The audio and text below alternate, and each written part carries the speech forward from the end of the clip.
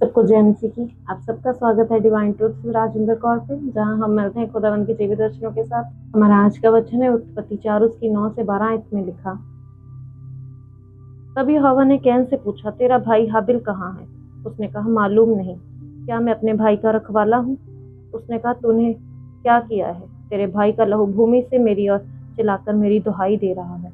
इसलिए अब भूमि जिसने तेरे भाई का लहू तेरे हाथ से पीने के लिए अपना मुंह खोला है, उसकी ओर से तू श्रापित है। चाहे तू भूमि पर खेती करे तो भी उसकी पूरी उपज फिर तुझे ना मिलेगी, और तू पृथ्वी पर भटकने वाला और भगौड़ा होगा। इन वचनों में परमेश्वर कैन से पूछते हैं कि तेरा भाई हाबिल कहाँ है। जब हाबिल परमेश्वर के सम्मुख नहीं गया होगा, जब वो परमेश्वर के सामने नहीं गया होगा, तो परमेश्वर ने कैन से पूछा कि तेरा भाई हाबिल कहाँ है? मैंने बहुत समय से उसे नहीं देखा। परमेश्वर ने कैन से प्रश्न किया, पर कैन ने उसके उत्तर में कहा कि मैं क्या अपने भाई का रखवाला हूँ? क्या मैं सदा उसके साथ रहता हूँ?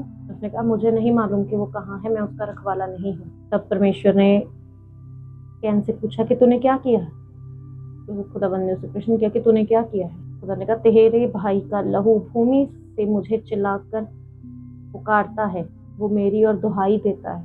परमेश्वर को पता चल गया था कि कैन ने हाबिल को घात कर दिया है। तब खुदाबंद ने कहा कि उसका लहू जो तेरे कारण बहाया गया, जो उस भूमि पर गिरा, इसकी वजह से वो भूमि श्रापित हो गई, और वो लहू जो था वो मुझे पुकार रहा है, और वो जो लहू है वो मुझे पुकार रहा है, वो चिल्लाकर मेरी दुहाई देता है। तब परमेश्वर ने कैन को श्राप दिया। उसने कहा, तेरे कारण ये भूमि जो श्रापित हुई है, अब तू उसी भूमि पर श्रापित हो। परमेश्वर ने कहा, जब तू उस भूमि को जोतेगा, तो उसमें बीज बोएगा, वो तुझे फल नहीं देगी, वो तुझे उपज नहीं देगी। तू पृथ्वी पर भटकता फिरेगा, तू खाना बदोश होगा। परमेश्वर ने उसे क्रोध से नहीं पूछा था कि तेरा भाई कहाँ है। उसने उससे प्रेम से पिता के जैसे पूछा था कि तेरा भाई हाबिल कहाँ है, ताकि जो कैन था वो पश्चाताप करे, वो खुद मान जाए अपनी की हुई गलती। लेकिन जो कैन था, उसने झूठ और घमंड में परमेश्वर को जवाब दिया कि मुझे नहीं पता कि क्या मैं अपने भाई का रखवाला। जब परमेश्वर कहता है कि तेरा भाई का लहू मुझे पुकारता है, यहाँ हमें पता चलता है कि परमेश्वर जो है वो एक न्यायी परमेश्वर है, वो न्याय करने वाला परमेश्वर है। इंसान चाहे जितना मर्जी छुपा ले, मनुष्य परमेश्वर से जितना मर्जी अपना पाप छुपा ले, पर जो वो पाप है वो परमेश्वर को सुनाई दे जाता है। उस पाप की जो आवाज है वो परमेश्वर तक पहुंच जाती है। कुछ भी छिपता नहीं है परमेश्वर से। परमेश्वर ने इसलिए कैन को श्राप दे दिया कि अब भूमि जो है वो तुझे फल नहीं देगी, वो तुझे अपनी उपज नहीं देगी। अगर कैन पहले पश्चाताप कर लेता, पहले अपनी गलती मान लेता, शायद परमेश्वर उसे माफ कर देते। लेकिन वो घमंड में था, वो क्रोध में था, इसलिए उसने परमेश्वर से अपनी गलती नहीं मानी। उल्टा परमेश्वर से कहा कि मैं क्या उसका रखवाला हूँ? क्या मैं उसके साथ रहता हूँ?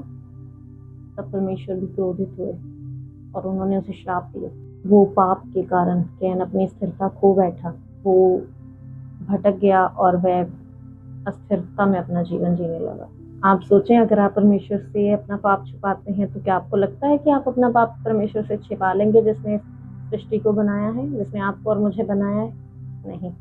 अगर आपने कोई पाप किया है, कोई गलती की है, कोई गुनाह किया है, आपसे जाने अनजाने में हो गया या आपने जानबूझ कर किया, तो परमेश्वर जो है हमारा, वो माफ करने वाला परमेश्वर, वो माफ करता है हमें। वो हमारे जो गुनाह है वो उन्हें दोहराता नहीं है। वो आपको बार बार रिमाइंड नहीं कराता कि तूने ये किया था, तूने ये किया था, तूने ये पाप किया। नहीं, वो अपनी पीठ के पीछे फेंक देता है उन पापों को, और वो आपको क्षमा करता है, वो उन्हें नहीं दोहराता। आपको क्या करना है? आपको सिर्फ परमेश्वर से माफी मांगनी है, परमेश्वर के क्लोज जाना है, फास्टिंग उपवास में खुदावंद के नजदीक जाना है, अपने पापों की क्षमा मांगनी है, अपने बड़े बलिदान देने हैं। खुदावंद आपको माफ करेगा। अगर वीडियो अच्छी लगे तो वीडियो को ज़्यादा से ज़्यादा लाइक करें, शेयर करें, और हमारे channel divine truth Rajendra Kaur को सब्सक्राइब करें। सबको जय मसीह की।